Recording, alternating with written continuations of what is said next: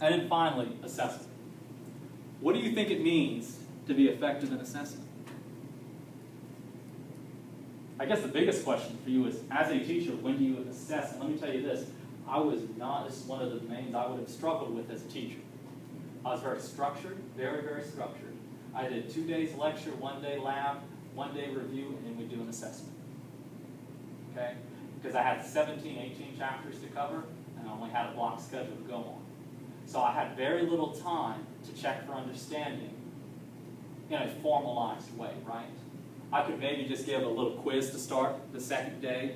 You know, I got lab on Thursday. We do review fourth day, and that's kind of really checking for understanding and really scaring the students into really studying that next day. Or two, it all depends.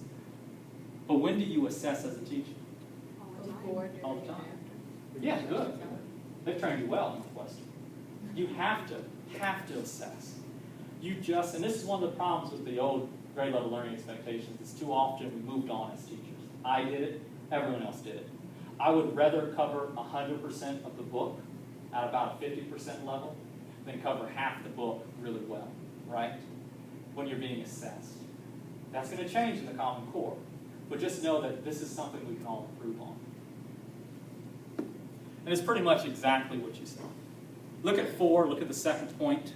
Teacher is constantly taking the pulse of the class. You have to know if your kids are getting it. Okay? Any questions about all of this?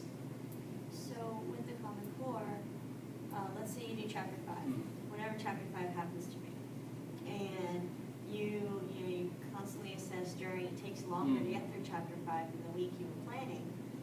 You do the final test on Chapter 5 and the grades are low. And you're like, look, they're not getting it. I need to do Chapter 5 a little differently again. That is perfectly fine. That's one of the beauties of the Common Core. We're about to talk Common Core. The bottom line is there's no longer a comprehensive curriculum. There's no longer a timeline. There's nothing. There's a certain amount of skills that a child needs to learn in a year. And you don't need to spend 1 week on one chapter like they used to tell us. You need to spend, if you need to spend 2 weeks, that's your professional decision.